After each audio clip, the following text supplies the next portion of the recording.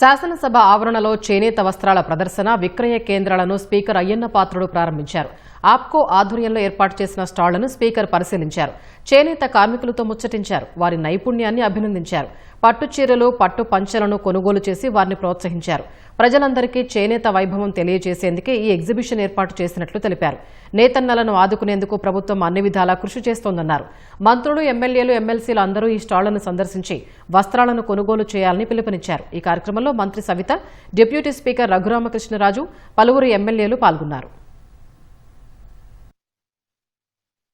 ఈ రోజు ఒక మంచి కార్యక్రమం చేశారు. మన రాష్ట్రంలో చేనేత వారి చేత తయారు చేసినటువంటి శారీస్ కానీ, పంచీలు కానీ అన్ని కూడా ఇక్కడ పెట్టడం జరిగింది. దీంట్లో ముఖ్య విశేషం ఏంటంటే చెప్పాల్సింది ఏంటంటే మన ఒక్క రాష్ట్రంలో 32-33 చేనేత సంఘాలు ఉన్నాయి. ఎక్కువ శాతం దేశంలో ఈ సంఘాలు ఉన్నటువంటి రాష్ట్రం ఆంధ్ర రాష్ట్రం. చేనేత కార్మికులు ఎంతో మంది ఉన్నారు. ప్రభుత్వం కూడా వారి కోసం విద్యుత్ కానీ అన్ని కూడా ఏర్పాటు చేసి ఆ కార్మికులందరూ ఆదుకుంటున్నారు. ముఖ్యంగా ఈవేళ అన్ని షాపులు ఒకే వేదిగా మన మార్కెట్కి వెళ్తే ఒక్కో షాపు ఒక్కో దగ్గర ఉంటుంది. మరి అన్ని షాపులు ఒకే దగ్గర పెట్టి ఈవేళ ఆ షాపుల్ని ప్రజలకు తెలియజేయడం కోసం మన రాష్ట్రంలో తయారయ్యే చీరలు ఇన్ని ఉన్నాయి, ఇన్ని రకాలు ఉన్నాయి అని ప్రజలకు చాలా మంది తెలియదు.